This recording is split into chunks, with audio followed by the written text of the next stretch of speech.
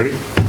All right, we'll call the meeting to order for tonight, and let's have everyone stand for the Pledge of Allegiance.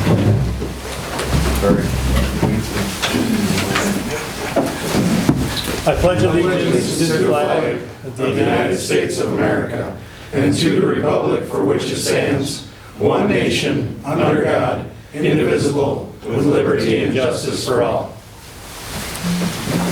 All right, ladies and gentlemen, thank you for all showing up. Happy New Year. First meeting of the year. Next we have the swearing in of our newly appointed council member, Antonio Ruiz Mendez. Did I say that right? Yes. Perfect, awesome. All right, so if you could come up here, we're just going to stand up right up here.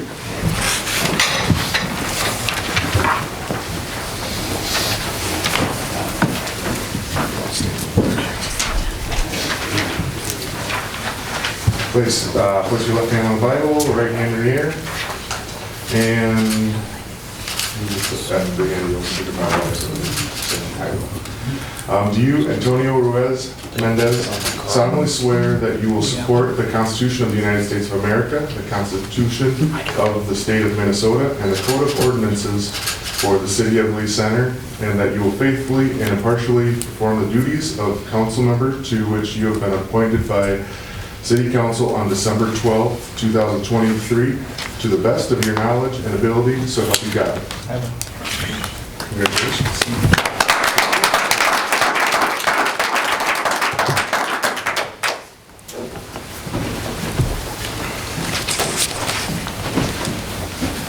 And Antonio, thank you again for putting your name in and being here and being a part of our City Council. Thank you.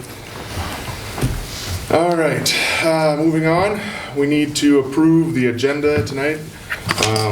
City Administrator Evans, everything looks good to you? Yep, I have no amendments tonight, Mr. Mayor. Anybody else have any questions? We need a motion to approve the agenda. I'll make a motion to approve the agenda. We have a motion Second. and a second. All in favor signify by saying aye. Aye. All opposed, same sign. All right. Moving on to the consent agenda, short one there. We have on the consent agenda approval of the minutes from our regular council meeting held on December 12th, 2023, and approval of the bills to be paid. We need a motion to approve the consent agenda. I'll make a motion. Second. We have a motion and a second to approve the consent agenda. All in favor signify by saying aye. Aye. All opposed, same sign. Perfect. All right, moving on, we have a public hearing here for ordinance 2024-1, and ordinance amending ordinance 2023-1, the 2023 fee schedule. Anybody have any questions or comments on that? Do we have to read through that again? Yeah, we'll need a motion to exit the regular meeting and go into the public hearing. Need a motion to exit the regular meeting at 7:02. Second. We have a motion and a second. All in favor signify by saying aye. Aye. All opposed, same sign. All right. So, with this ordinance, this is a fee schedule for 2024. We had one that we put together in 2023. A few things were changed in this, little bits, just by prices from the state and that. City Administrator Evans, do you have anything you would like to say about the new fee schedule? We can probably go into maybe a little bit more in depth under the new business section, but tonight really the part of this is this has been put in the Lucero County News on January 4th and is inviting people to write testimony in favor or opposed of this proposed ordinance, and to date I've received nothing in our office that indicated any opposition in the ordinance. So nothing. So I think if there's no other comment from the public on this specific ordinance, that we could probably go ahead and close it. No one from the public? All right. We'll need a motion to close the public hearing. I'll make a motion to approve to close the public hearing. We We have a motion Second. and a second to close the public hearing at 7:04. All in favor signify by saying aye. Aye. All opposed? Same sign? All right. All right, we have a public comment section of the meeting. Here, if you have any petitions, requests, comments, or communications from the public here, you have a 3-minute time limit. We'd ask you to come up to the podium, state your name and address, and voice your concern, question, or anything. Anyone? I think everybody here is on the agenda for tonight, so. All right. Thank you. All right, we have a couple presentations tonight. First up is the Municipal Liquor Store Technology Upgrades by Computer Technology Solutions, CTS. If you could approach the podium and present what you have for us. Oh, I probably got it. We are independent IT provider out of Mankato. We handle IT for several municipalities in the area, City of LeCenter being one. We were called in because they were having technology problems at the municipal liquor store related to point of sale system and things like that, but then also just kind of general neglect and other problems, right? So we went in, we performed a little assessment, looked everything over, camera system, computers, networking, point of sale, right? And found quite a few issues. It's really just kind of morphed over time. Cabling really hasn't been done to standard, and a lot of poor terminations. There's a lot of, I would describe as consumer grade network equipment that was probably installed by the point of sale vendor and things like that. And they're just generally experiencing a lot of problems. The other thing that we found was that the office computers that run that point of sale system, including processing credit card transactions and things like that, aren't really secured in any meaningful way. They're not running antivirus software, they're not being kept up to date, right? And so there's concern there, and we want to make sure that we get that properly secured, enforcing, standard user account control and stuff like that too. In addition, we found an aging camera system that's being run by a computer essentially that is running Windows 7, which hasn't been supported by Microsoft for just about 4 years now. So there's no security updates or anything on any of that either. So we're recommending kind of cleaning all of this up. So that's a cabling overhaul, a couple of computers for the office, basic network equipment, and then the other piece that is sort of open for debate, I guess, beyond that is the camera system itself, right? The camera system there's one failed camera, if I remember correctly, but they're also not getting the coverage that they want. And then there's the big security concern with the old system running Windows 7 yet. So if we don't do anything with it, we still have to kind of go through the steps to try to secure that from the rest of the city systems, since we'll now be pushing policy and everything down to the computers in that location. So that's kind of where we're at. It's a bunch of little stuff, I would say, to kind of get it all up to speed, running new cables and fixing everything up. So there is a camera diagram included here. It's a little bit hard to follow because we didn't have an interior floor plan. So all the ones in green that you see on your map are a representation of where they will go internally. Wherever we could, we're doing drop-in replacements for things that are already there. There's currently no coverage in the warehouse space, and so we wanted to correct that. There's also sort of limited coverage behind the bar and covering the point of sale station in the liquor store side, and so we wanted to correct that. And then on the Waterville Avenue side of the building, there's basically no coverage, and it's our understanding there's been a few issues out there, and so getting some coverage out there, and then one on the main entrance as well. So right now there's really no exterior coverage. So it's adding a few, replacing the others, and then upgrading the underlying system, fixing all the cabling, replacing a couple computers, and then securing everything the right way is what we're proposing. So are there any questions? So will this cameras, I love the cameras and having more security around the area for anything that happens. Is this gonna take care of the POS system completely with any issues that you've had, Becky? I believe so, because right now they're literally crashing 10, 15 times a day, and with the new cabling and everything, that should help. Every station right now, instead of having a direct run to it that goes right to the computer, it's got a little retail switch like you put in your home. So there's all kinds of those fighting with each other, where there should just be one main switch that's directing traffic.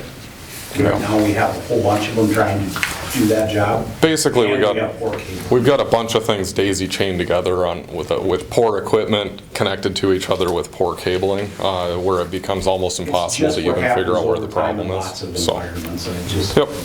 really needs to be tackled and cleaned up and done correctly.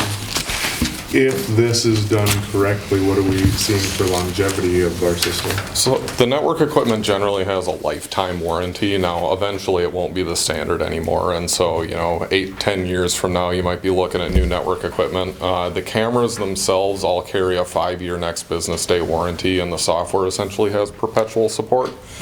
So the cameras are good for a minimum of 5 years, but generally people are getting more like 7 to 10 years out of them, unless you want to add more, certainly, right?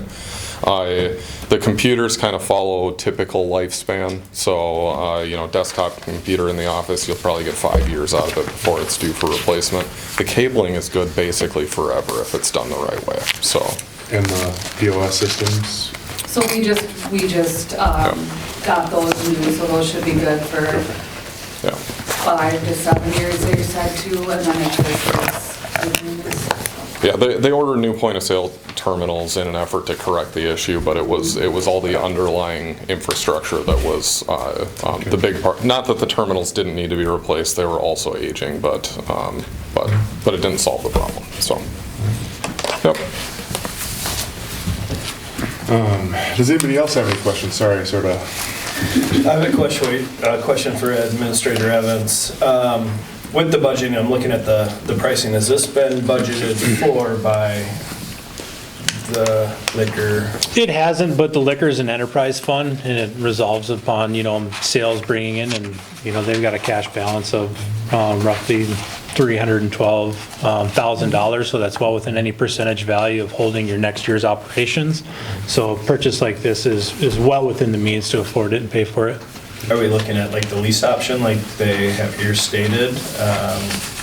Or would this be something that we would want This would be something that we would purchase, if I'm understanding that. to just purchase outright? It's up to you. We put the lease on there for everybody, it's just a finance Okay. tool for, Yeah. and some customers, they need that finance tool. Yeah. No, This would be a definitely one-time It's just a standard purchase. on it.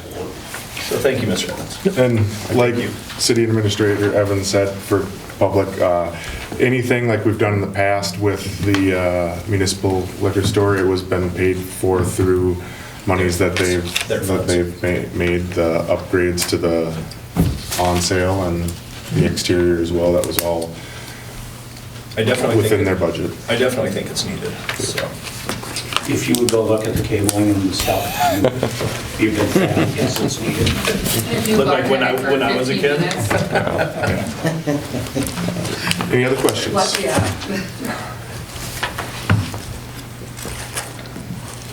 No other questions? With this, and we need a motion to approve this? We can do that at the liquor report. We can discuss it more. Okay. Yep. Sounds good. All right. Thank you. Thank you so much. Appreciate it.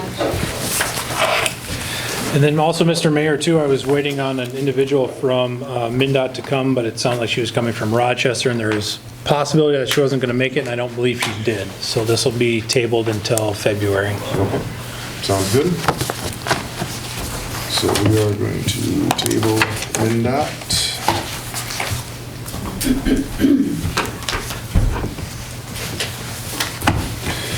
All right, moving on to the reports of the officers. The EDA report, City Administrator Evans. I have nothing to report on EDA matters this month, Mr. Mayor.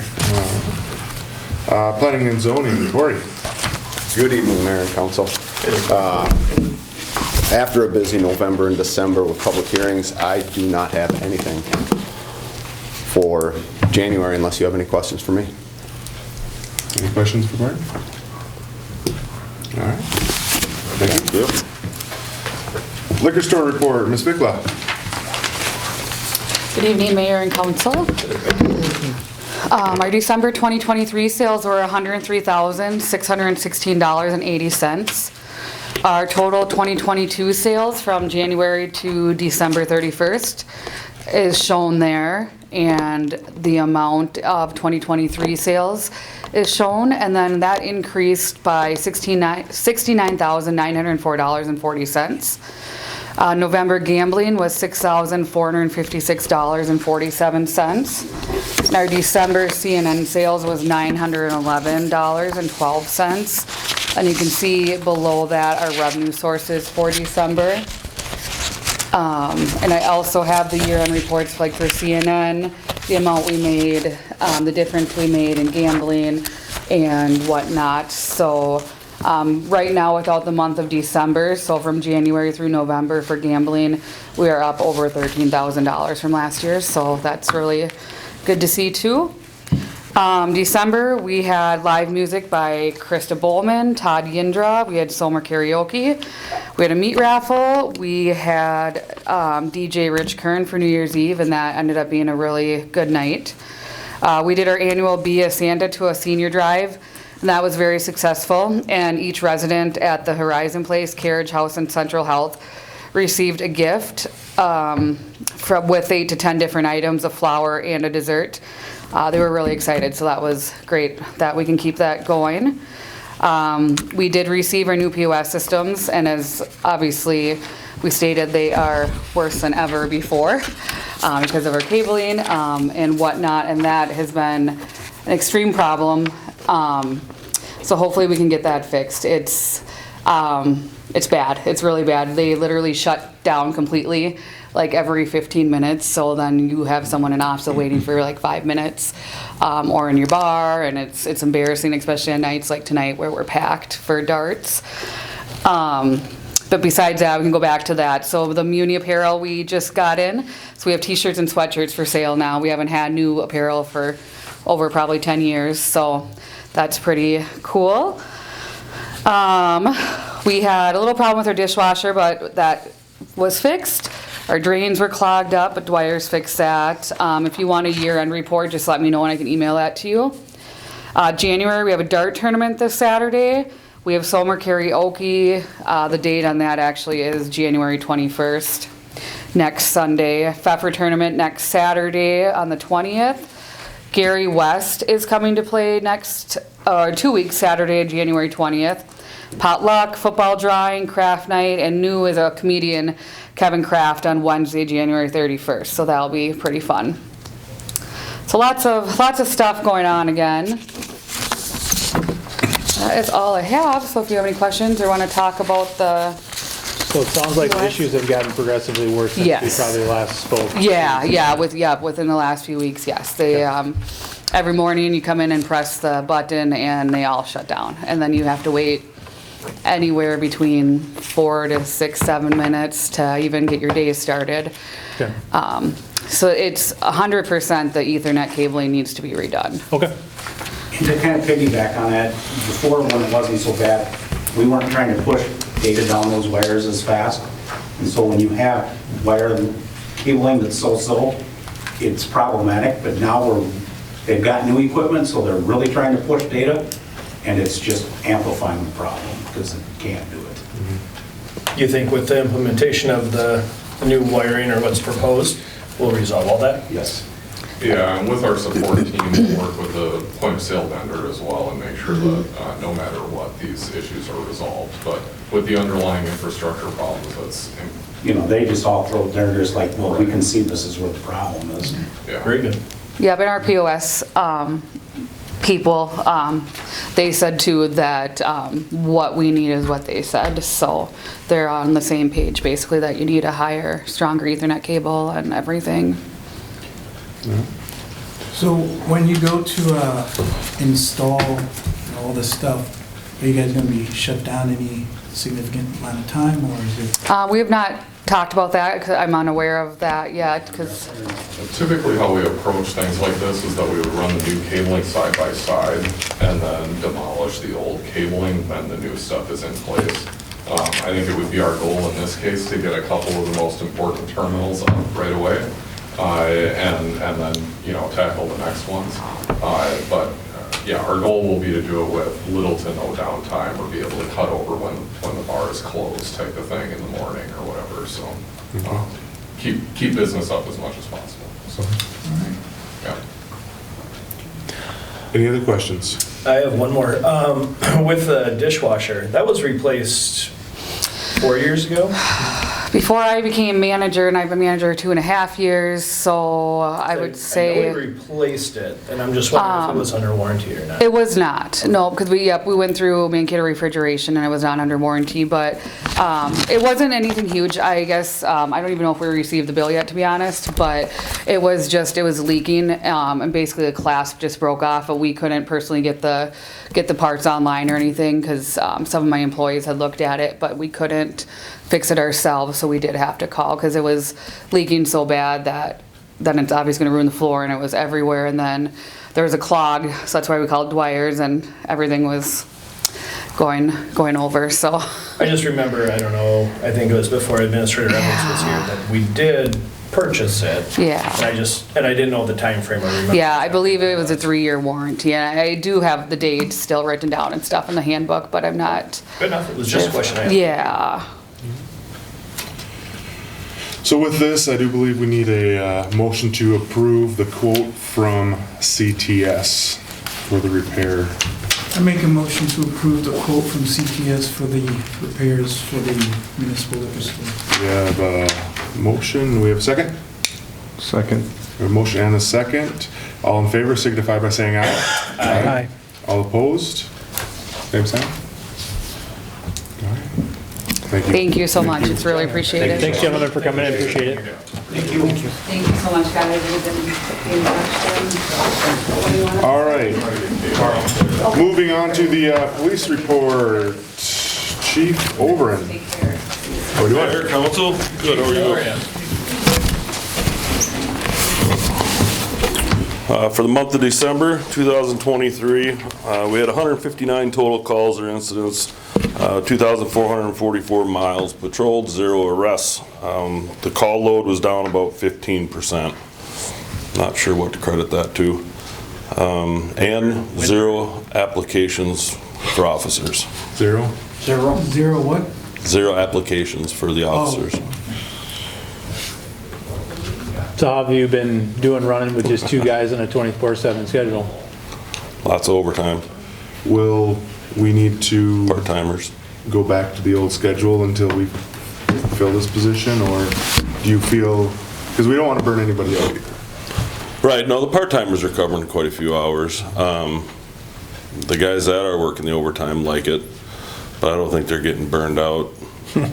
They're young enough. They're young yet. Yeah, and if we go back to the other one, then we gotta go back to on-call, and nobody lives in town anymore. Except me. Yeah. So it'd be 7 days a week on call, which, whatever. But I'm not sure that would benefit it a whole lot. Okay. No, I agree, you need to have proactive patrolling. Yeah. Yeah, I would just say try to supplement in as much part-time as you can, and hopefully with the wages matching the step one, that we can incentivize more part-time officers to pick up shifts, be my only thing. Yep, we'll do what we can. Do we have any interest in any part-time? Do we need more part-time? No applications for that either.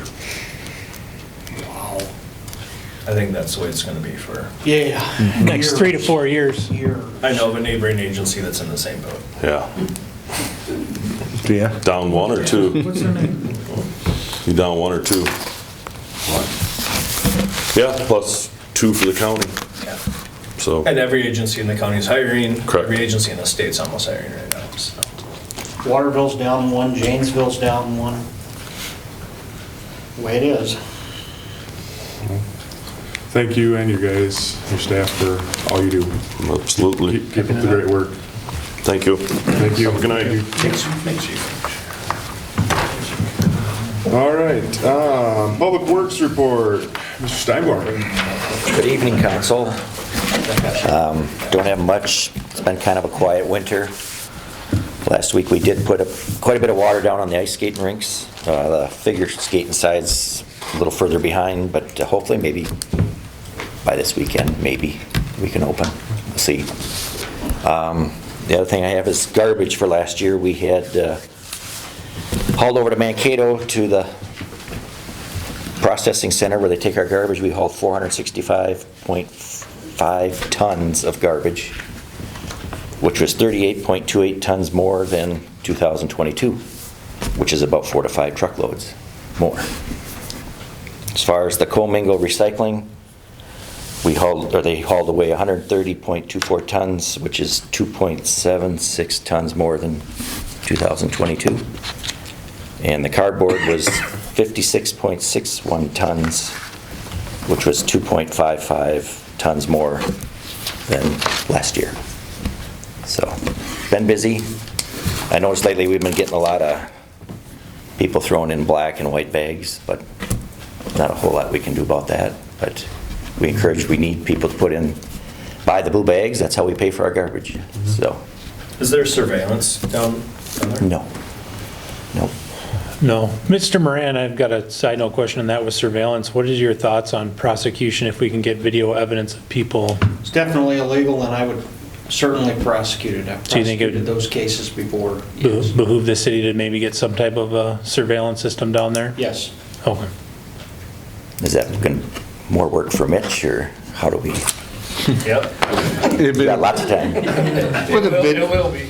With a video, it should be pretty easy though, if you got the plate and somebody throwing a black bag in. I'm not proposing pulling garbage, but I'm just saying if we get an easy tire dump or something like that, because I know you don't want to pull garbage, I've already talked to you about that, but if we get an easy one where you've got 4 tires dropped off and you get a plate coming in, I mean, that's an easy case to work with if you got the video evidence. Just make sure that whatever system we go with is good quality. I mean, there are cheap systems that you can't see anything off of, and actually they're more harmful than good. Okay. Get a good system. All right.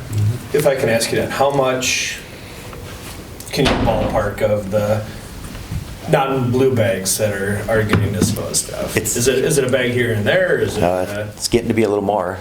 Last time I went and dumped it, I think there was 1 blue bag. You run the truck through, most of it was black and white. So it adds up. And then we acquired 6 tires the other day, and mattress, a mattress, microwave. So we have to pay to get rid of all that. I would be open for discussion about asking Dan or city staff to look into. Give us a couple bids on some. Would that be something through like CTS? Yeah, it would be go-to Since they're first. already doing at the municipal liquor. In the long run, it would pay for itself. It's already got a firewall down there and everything too. Yes, we got that all in the shop, yeah. Do you have that down at the waste treatment facility and the? Cameras? Yeah, well, not cameras, but could we run it to these places as well? Oh, yeah. Because, I mean, if we're doing it, we might, Yeah, we haven't had many issues there, but something to think about. I think it would be a deterrent. I mean, once it's there, we may not get a lot of use of it, but. If we put up a sign saying you're being watched or you're on camera, that might deter a lot of it. And a couple prosecutions, I think would nip it. Until they watch this council meeting and realize that it's not real. Yep. So, otherwise, any questions? Any more questions for Mr. Steinborn? Okay. Thank you. Thank you. Thank you, sir. All right, engineers report, Bolton, Maine, Mr. Jacobs. How we doing? Doing all right. Happy New Year to you. Good afternoon, or evening, Mayor and Council. So at the June council meeting, we put together an action plan for addressing some of the sewer issues we were having along Cordova Avenue, with a few of the backups there. One of those action items was to install some flow monitors. So that's what this report is about. Is in August, we installed some flow monitors down on in the rolling hills lift station service area. The goal of that was to see if we could isolate out a section of that agricultural field there to see if there is some I&I happening. So I&I is inflow and infiltration. Inflow is rainwater that's entering directly in that sanitary sewer system, either through direct connect with the storm sewer, manhole covers, roof drains, basement sump pumps. Infiltration is water that seeps into the pipe or the manholes through cracks, joints. So that's what we installed 2 of them down there, and then we also had 3 other ones that we could install. So what we did with those is that we installed them in the kind of the last 3 spots in town where we got potential reconstruct projects coming up in the future. So the goal with that one was just to help prioritize for a CIP of the sanitary sewer from that perspective, which one of those that we should do. So we kind of looked at along Cordova, Montgomery, and then Waterville. You kind of see that on page 4. It kind of shows that map there. So it's the yellow area, the pink area, and the blue area. Page 32 in your packet. So we installed the flow meters. The next page, you got these lovely graphs that look like a EKG at the hospital. They go up and down. What that shows is the amount of flow that's going through there. Throughout the day, you get the ebbs and flow of it because at night people aren't using it. They get up in the morning, all of a sudden you get a peak flow that goes through. Then people go to work, it goes back down. Everybody comes back in, 6 o'clock at night, supper, they do their dishes, they wash their clothes. It kind of goes back up. So that's why you kind of see the big ticks there. Also on that, we have in the red, we put in the rainfall events. So that's where we're concerned with there is once we had a couple rainfalls there. Kind of the issue with flow monitoring is you're reliant on having rain to produce good results. We had a real dry summer. Those first rains, you can kind of see that those peaks don't go up quite as much, but then we got another rain about a week later that really kind of got those to spike up. What that's showing us is that every time it rains, that now we're getting water that's getting into that sanitary system. We want to eliminate that because any of that other water that's getting in the sanitary, it's going down to the water treatment plant, and we got to treat that down there. So, you're basically treating clean water. What we found on this one was even with a 1.8 inch rainfall, we were treating twice as much as what what we normally see on a daily basis down at the treatment plant. So, that's why I&I, it's a big issue that, we don't want to just run it through the plant because there's a cost to that down at the end. So what we found is up on the Rolling Hills lift station with those 2 monitors, they had very similar flows. We didn't really see any indication that agricultural area was contributing to the I&I.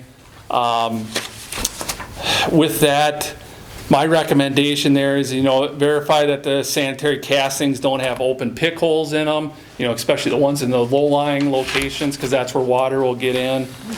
I'd inspect the manholes for infiltration at joints. I did see one when we had our flow monitors go in that you could see some incrustation down from the joint, so you could see that water was coming in there. And the other one is, just verify that the sump pumps are not connected into the sanitary sewer system, which I think we have been doing, but that's, it's always a good double check on that, because even a couple sump pumps, running, that takes a lot of water that contributes to that. Also with that Rolling Hills lift station area, since that was originally constructed in the like early 90s, and some of it was in 2000s. So we know that all that mainline pipe down in the low-lying areas is rather new. So we're not really thinking that there's too much with the joints of the pipe. The upper end of that system, that was reconstructed back in 2004. So We have all the mainline pipe has been replaced or is in new and good condition, so that's where, looking at where the I&I is coming in, it might be up at the houses, back further from the street where we stopped with our projects, and, there might be some clay pipe back up there, or the, even potential footing drains dumping into that. With the other 3 flow monitors, like I said, we looked at the sewer sheds for Cordova, Montgomery, and Waterville. Based off of that, Cordova is the highest priority. I mean, we've had problems there. It's one of the bigger sewer sheds because it serves also where that Rolling Hills lift station dumps into that. So that's what kind of compounds that one too. So looking between Montgomery and Waterville, Montgomery had a higher spike in the flow during the rain event, both similar size sewer sheds. So I'd recommend that Montgomery would be prioritized over Waterville. That is about what we had for that report. I guess I'd open it up for any questions that you guys have on this, or. Well, to be honest, I was hoping this was going to yield some type of a smoking gun out there. That's what I was really banking on, but it doesn't sound like that's the case from the report.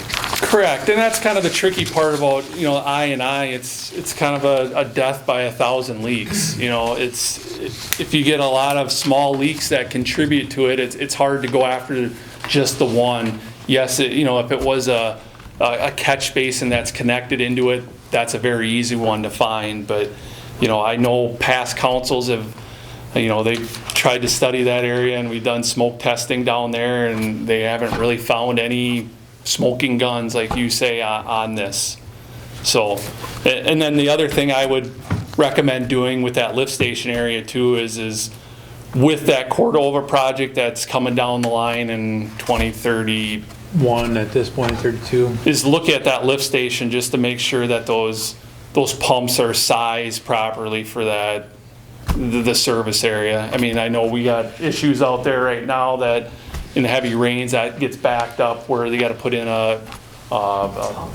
another pump, auxiliary pump to help the lift station itself, where we could get some bigger pumps, a better force main in there, bigger force main, then we can dump it into that new line that we would have come up Cordova with additional capacity to help that out. We did put cellular alarms in those now, correct? Yes. Okay. So with the I&I, where do you feel the most of this I&I is coming from? And that's obviously, you don't know, but. Clay pipe, like when we come through and replace everything, we replace it with gasketed PVC pipe. Where I see it being is once we get kind of that main line put in, we put the services out to the right of way. Now it's from the houses, or from the right of way to the houses is where probably most of the issues are coming from. That still can be clay pipe. They don't necessarily get replaced with PVC. It can be, footing tiles that go in there, sump pumps. That's where I'm kind of seeing that there. You get some of those houses where it's really flat up by the house. It rains, comes down, goes right down by the foundation. It goes down. Well, where's it going to go?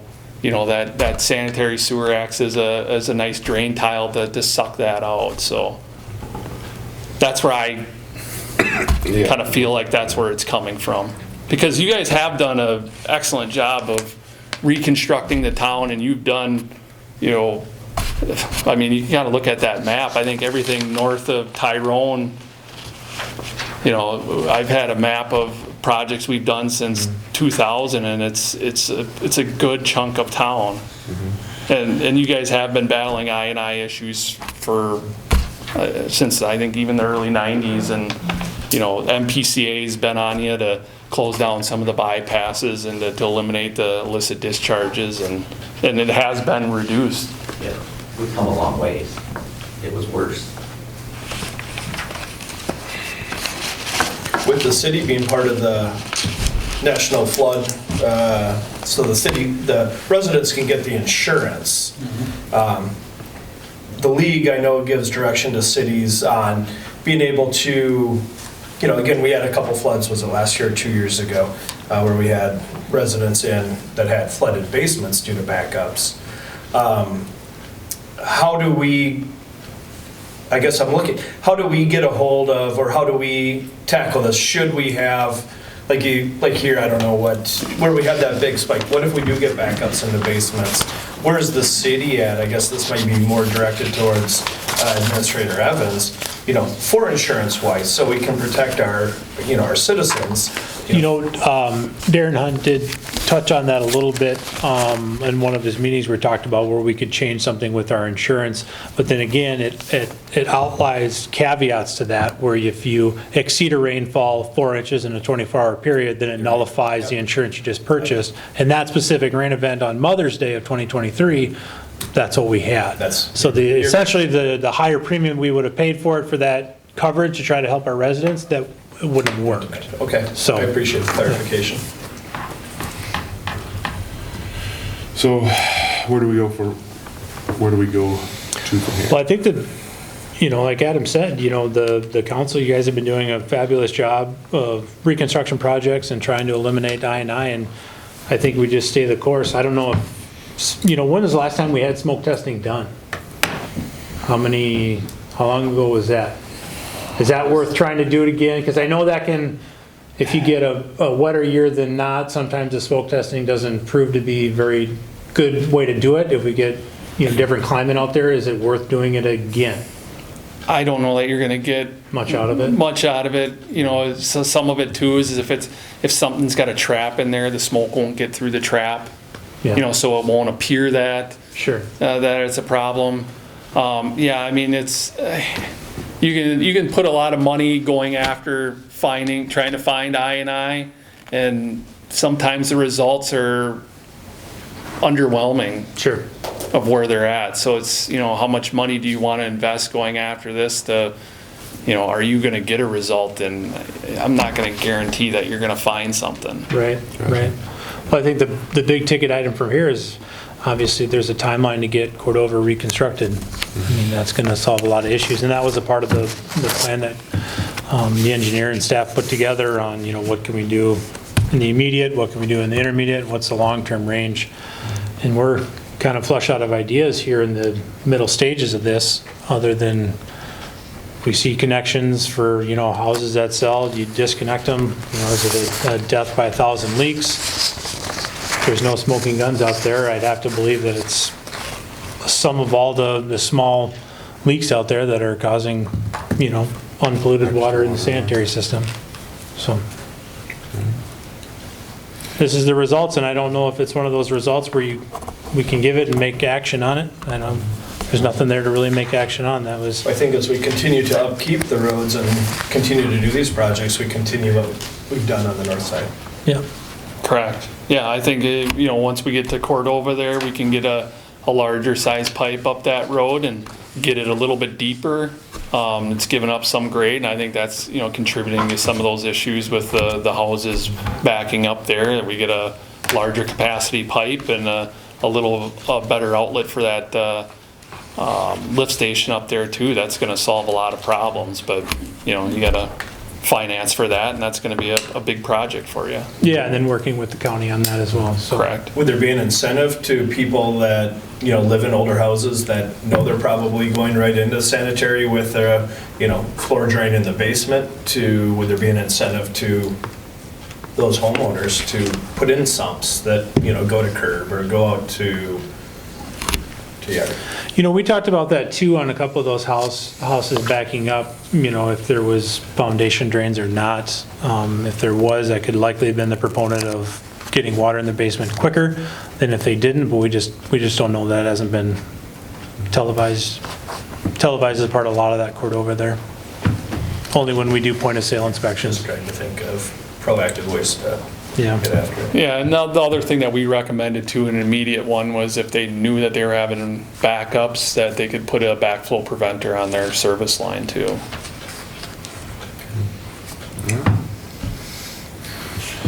Okay, well, thanks for putting this together. Does anybody else have any questions for Mr. Jacobs? No? All right, thank you. Thank you. All right, moving on. Lee Sewer County Commissioner updates. Mr. Chrysler.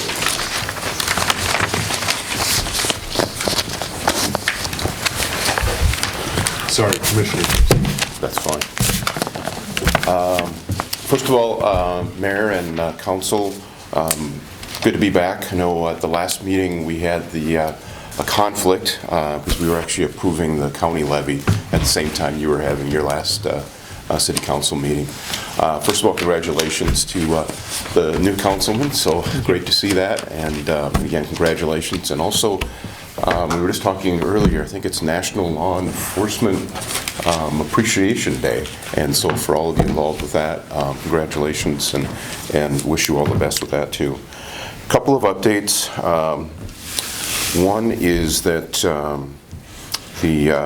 let's talk strictly about the levy. So that way you'll kind of know what to expect when your real estate taxes come as far as the county portion, okay? So I won't speak obviously to the city portion, you already know what that is, and the school district portion. But one of the things that we did do back on the 12th of December is adopt then the final county levy for 2024. And so as you take a look at that form that you got in the mail this past fall, and that was based on a 6.5% increase in the levy. And what we ended up adopting in the end was a 4.9, okay? So what that's going to result in is that the increase, again, just in your county side, is going to be approximately 25% less than what the form that you got in the mail here this fall, okay? So just kind of keep that in mind as you get your real estate taxes form that will come out for payable 2024.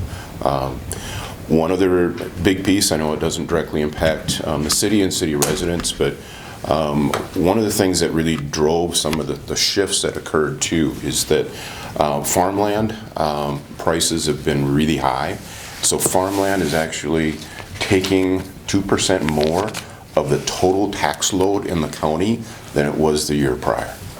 Okay, and a 2% shift in something like that is fairly significant, and really it's homes that are taking about 2% less. Okay, so the increase won't be as much as the truth in taxation form that you got, and we'll just see how things end up going into the future. I know I had mentioned before that I thought that it could go lower than what the preliminary was, and this is what the end result was. A couple of other things, an update on remodeling. We are on track to finish everything by midsummer, and when I say finish everything, one of the last things that will be done will be the parking lot on the west side of the government center. And so we just got bids for that at the last commissioner meeting, and so right now we're kind of hoping that everything will be done and complete by the middle of summer. We're kind of playing some musical chairs right now, so if you are going to the courthouse, there may be certain departments that are in different places than what you may be used to, because as we're remodeling one part of it, we may pull that department out and put them in some temporary quarters and then move some folks around. And so we're getting a few starting to end up in there where they're going to be permanently, and we'll just keep working through that process over the next couple of months. So then to kind of follow with that, there are no other major sort of capital investments that we're looking at for the next couple of years other than roads and bridges, okay? But other than that, there's no other major capital pieces that we're looking at least for the next few years. We did adopt a whole series of new policies for the county. Financial policy, which is turned into 101 pages, but it really dictates how we're going to manage things financially. Also adopted a new drainage manual that is really going to cover everything for how drainage works within the county. Should be a good resource for landowners and contractors, and it just lays out how all of it works. New administrative policies, and then finally a capital investment plan for the next 5 years. And so there's a lot of work that went into all of those things, and so that took several months of this past year to get all of those done. But they were all updated at our last meeting, or excuse me, adopted at our last meeting, and we're looking forward to just kind of having that good kind of guiding documentation as we go forward. And Then the last thing I'll leave you with, unless there's any questions, is that we finally did get a little bit of moisture, and so Highway 11 going north of town, they were able to actually do some blading on that gravel piece. Otherwise, it was getting pretty rough, but you can't really do much unless you have some moisture in that ground to kind of get it worked. And so we finally got that, and they, I thought the county staff did a nice job with what they kind of had to work with, and now it looks like she's going to freeze up, and it's going to kind of be what it's going to be for a little while. But it's a lot better than what it was a month ago. Kind of taking some of that rough spot out. I just bring that up because I know there's a lot of folks that drive that road, and so I know it improved once they got out there and were able to kind of get things kind of straightened up a little bit with a blade. So, any questions anyone has? I do have one. Did the board approve the final design plan for the parking lot? I know there was some input between the county and the city, especially from our engineer, on what potentially the end result would look like for that retaining wall. Did you guys? Yeah, we did. Okay. But there could still be some discussion. I mean, if there are, I guess I'd want to know what, we can talk after the meeting Sure. as far as what those specifics are that are concerned, so we can get those addressed.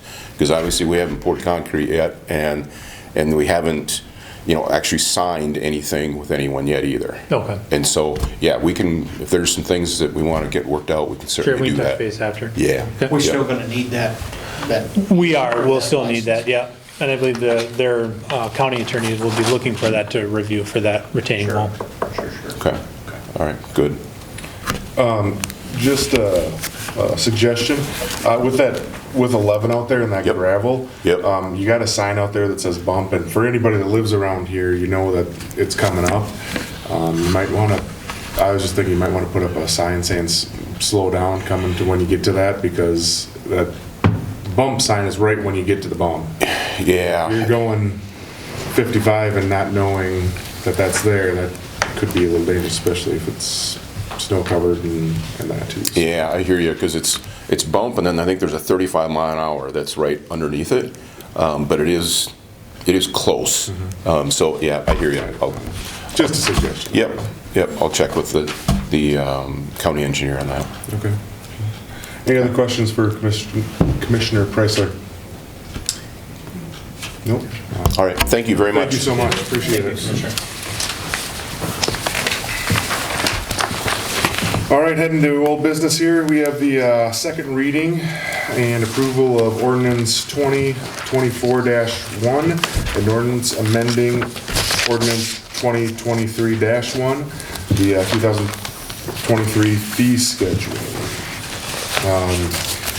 Like we talked about last time, this is a new fee schedule for anything from license permits, building permits, rental licenses, beer and liquor licenses, what else?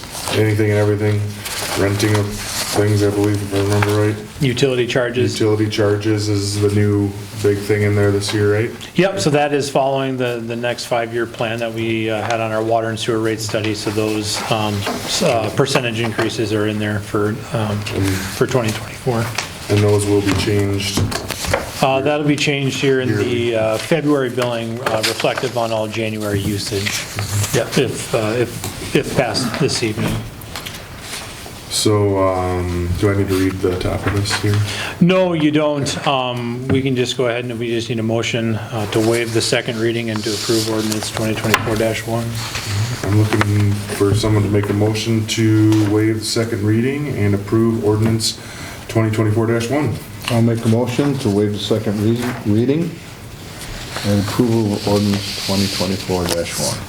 Second. We have a motion and a second. All in favor signify by saying aye. Aye. Opposed, same sign.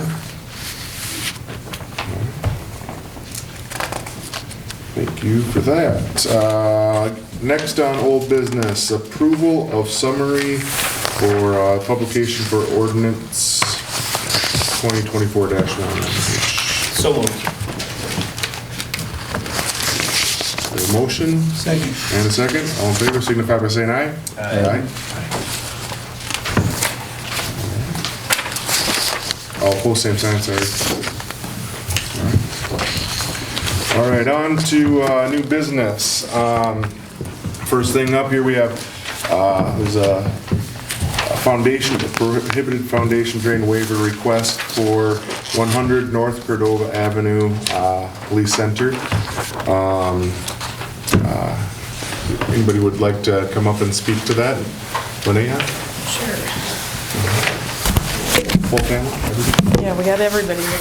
Awesome. Can you pass those out for me, and then I'll address them when I'm done here? All right, good evening, Mr. Mayor, Council, Mr. Evans, and Mr. Moran. We are here tonight to discuss the property at 100 North Cordova Avenue in Lee Center. For those of you that don't know, I am Linnea Wetzel with RE/MAX Advantage Plus with an office here in town, and I represented the sellers in the sale, which were the Hoffman family behind me. Marcos Martinez, also with RE/MAX Advantage Plus, out of our Bloomington office. He represented the buyers in the sale, which were the Martinez family. And unfortunately, we found out tonight that they could not be present. We are here tonight on behalf of both the Martinez and Hoffman families. As many of you know, we had the city come out to the property in December of 2023 to conduct their point of sale inspection regarding the ordinance 42-156, which addresses the discharge of unpolluted water into the sanitary sewer system. The property failed and foundation drains were discovered. However, due to the location of the drains, which were directly under the sunroom on the east side of the house, we are asking the city to waive the point of sale requirements for this property and consider it as passed versus failed. On average, in the city, when a property fails, and the city inspection and correction is needed, it costs approximately $2,500 to complete. For this particular property, Sykes Construction of Lee Center gave an estimate of $23,000 to complete the work needed. But in the bid indicated that it was for estimate costs only, and he would not conduct the work due to the location of the sewer line, which could cause significant damage and unforeseen issues could arise and jeopardize the structural integrity of the house. And that was his specific wording. Simply put, if forced to comply, this would cause significant financial hardship to the parties involved, and more importantly, jeopardize the structural integrity of the property. As a qualified local contractor and in prior recent years, Sykes Construction has completed most of the projects within the city that failed, and this is not a project he is willing to complete. Also, during a visit to the property with Steinborn and Sykes, it was brought to my attention that the city waived the requirement for another property in town with a similar situation to ours in the past. Since then, I've been informed about another one as well. I've included information for both of you, or for you on both of those. Again, we are asking the city to waive the point of sale requirements for this property, as you've done in the past for others, and we thank you for your time. I did include a packet here for all of you. It just pictures of the property, where the foundation drain is discovered, which is inside the home, obviously under the sunroom. And that was Mr. Krenner who did that. Next page here is just a letter from the Hoffmans, the sellers, addressing the city, asking for the ordinance to be waived. Page 3 is the estimate from Sykes Construction, and if you see middle of the page here, it says this is for estimate cost only, and then he went in to explain why, because it's under an existing support wall. Next 3 pages have the 2 previous properties that we know that were waived. One in 2015 was the Adam Nelson property at the time. Again, similar situation. So the previous city administrator had waived that, which brings you to the next page. They give a brief explanation on that. Next page is the Tricia Chamala property on North Lexington. That was waived in 2016, which again, the city administrator waived. And a very similar situation had a support wall. Jake Sykes would not complete due to compromising the property, and then Attorney Moran signed off on that. And then the next number of pages are just the city ordinance, along with a letter that went out in 2004 to, I don't know if it went to the homeowners or who it went to. You know, I'm not sure how that was disseminated, to be honest But with you. anyways, I've had it in my possession ever since. Hold on one second. Do you sign? I don't see you signed something. On page, Yeah. Yeah, in the On the past. Jamal one. on the Chamal one, In the past, Chris had on reached North out to me Lexington. on a few of these. And I don't think there's any dispute that this is a situation where we do need to waive enforcement of the ordinance. What I did is I drafted a foundation drain variance for your consideration here tonight, council.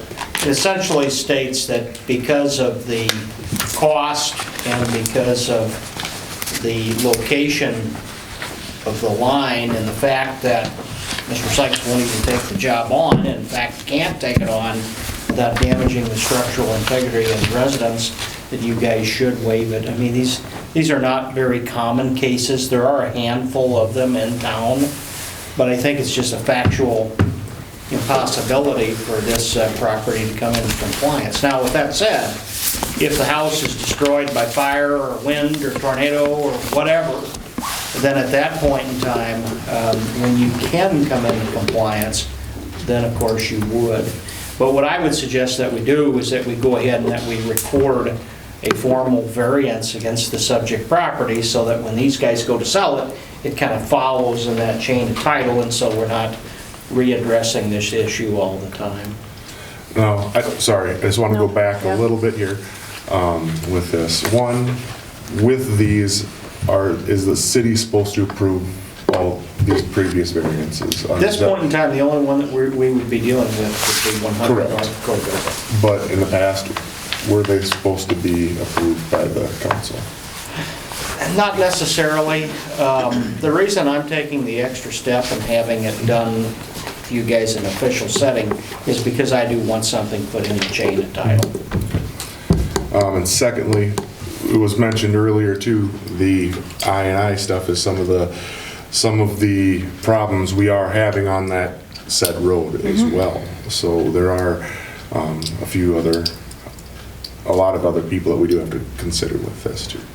But for me, thinking of this and as well, thinking of this and talking with City Administrator Evans, it is like everyone, you guys have stated, it's what was the intent of the ordinance that was put up here. It wasn't to, I don't believe it was to put somebody in a severe financial obligation to change this. It was trying to get everybody in compliance where we could.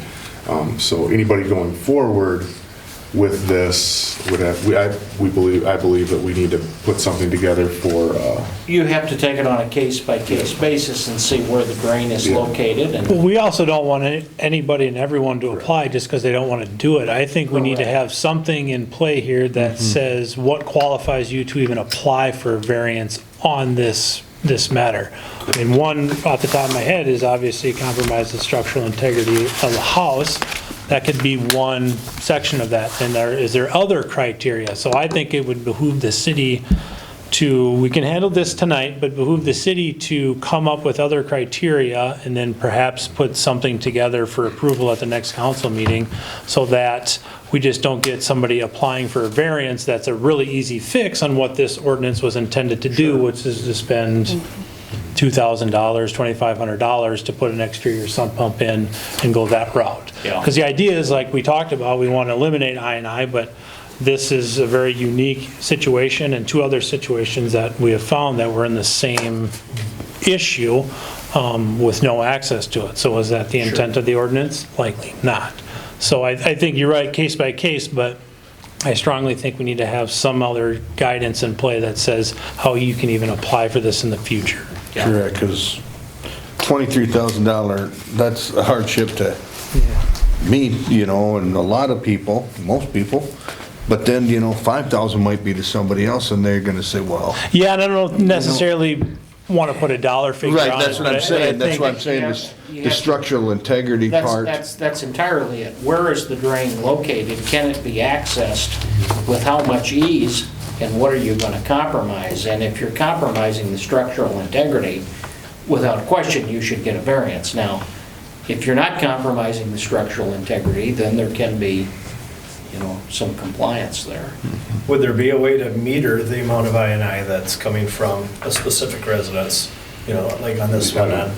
I don't think you'd ever be able to figure that out. No, you never. Cordova, and again, like Adam had just mentioned, I&I is a huge issue. I mean, the state is leaning on us pretty hard to stop all I&I.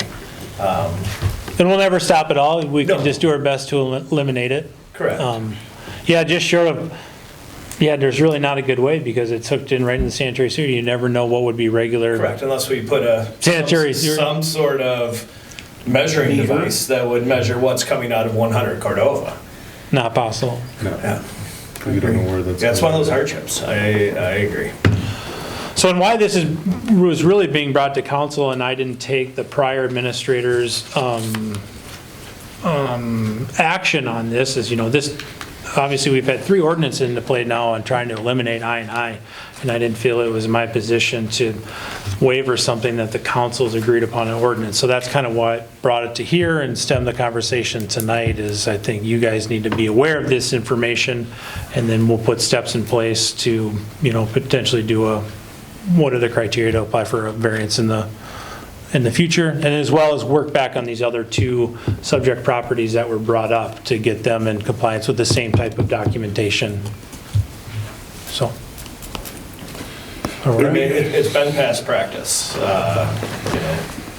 Yeah, and just because it's been previous councils. Well, the practice of waiving it came from, one of them said Kurt on there and the other one said Chris on there. So, I'm not throwing anybody under the bus, but the idea of just because past practices doesn't mean we have to continue bad past practices, but in this certain situation, when you have such a hardship and, the integrity could be compromised, then I think we take that on what the level it is to move forward. Do we have any other questions for Lena? Anybody? We would just need a motion of the council to approve the request for the variance, and authorize mayor and city administrator to sign that and have it recorded. I'll make a motion to approve the request for 100 North Cordova Avenue, Lee Center, Minnesota, and to sign those documents. Second. We have a motion and a second. All in favor signify by saying aye. Aye. All opposed? Same sign. All right, thank you. Thank you. Thank you. Thanks a lot. Thanks a lot. All right, next up under new business is the approval of resolution number 2024A. It's the annual appointments and designations. You will have a new sheet, page 54, you will see it there. The names in red are the new appointments throughout it. Please make sure you are looking through this, and if you have any questions on what meetings might be had, make sure you contact myself or City Administrator Evans on that. Now, again, some of these appointments you meet quarterly. Some of them are just on case-by-case happenings. So if you need to figure out who you got to talk to, just come talk to us. All right. Do we have any questions on this? All right, then we need a motion to approve resolution number 2024A.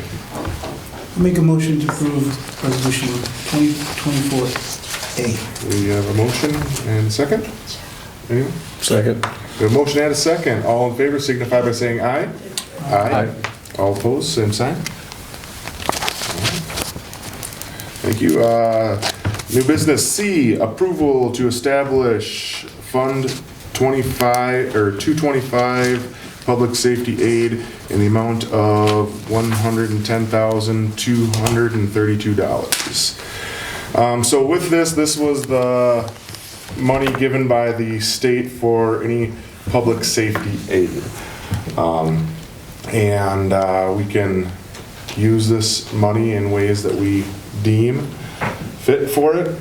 Before you do that, Mr. Mayor, I'd just like to get a motion to establish a new fund to put that money in, to keep it separate from the general. Yep, so I'd see there, if we could. All right, so we need to establish the fund first, place to put it. All right. I'll make a motion to establish a fund for public safety aid in the amount of $110,232. Second. We have a motion and a second. All in favor signify by saying aye. Aye. All opposed, same sign. All right. Now, next is the discussion on what to do with the monies.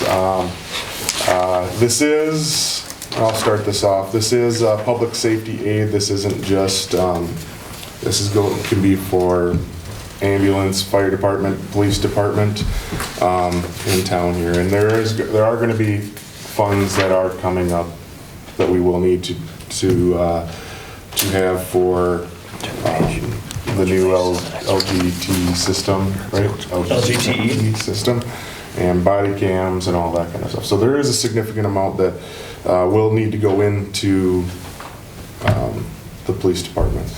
But we also have to realize we have two commissions in town, the ambulance commission and the fire commission, that do quite a bit for our city as well.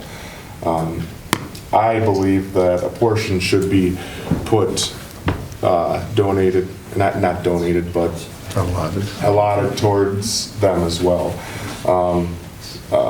And in my thinking, I was thinking in around the amounts of $20,000 to each, on leaving us with $70,232 to put towards the police department. That is my thoughts. Does anybody else have any thoughts? I think it's fair. I would think 25 and then 50 for city use. But I would agree with that. That's a good amount. Anybody else? You said police and the fire? And ambulance. Okay. Ambulance, yeah. So 20 would go to ambulance, 20 to fire, remainder to... That is my thought. Does anybody else have any thoughts on this? I think that's a good idea, because if you look at other cities that are getting this funding that operate their own ambulance service or fire service within their own, city structure, they're obviously allocating those monies equally across those two. So just because they're commission-based doesn't necessarily mean we should exclude them from the public funding that we got. Attorney Moran, do you have any comments, No, what you're talking about doing sounds good. I think both of those commissions would be very Makes happy, to get that from us because they have expenses. Definitely can use them. All right. If that is the consensus, City Administrator Evans, if you could draw something up for us for the February meeting to approve. Yep, I can have a resolution with those. Do we have an idea on the amounts? Do we want to do 20 and 20 or 25 and 25? I just need a general agreement. We don't have to vote on it, but. I think that 20 and 20 is good, I personally. agree with the mayor. Okay, yep, I'll have something drafted. All right. Thank you. All right, going on to administration and other business. Just to let everybody know, city offices will be closed on January 15th in observation of Martin Luther King Jr. Day. So if you have any business, you gotta get in here before then or after. And then the Leesburg County Officials Association meeting, it will be at 6:30 p.m. on Wednesday, January 31st. The location is yet to be determined. I'm going to be sending out an email here. Maybe we can get it back in town here to start off the year. That's where we started last year as well. So keep an eye out on your emails for that. All right. Any other questions by anybody? Comments? Again, thank you everybody for coming here for our first meeting of the year. Happy New Year. And let's make this a great year, right? All right, need a motion to adjourn. So moved. Second. We have a motion and a second to adjourn. All in favor signify by saying aye. Aye. All opposed, same sign. Adjourn. Close.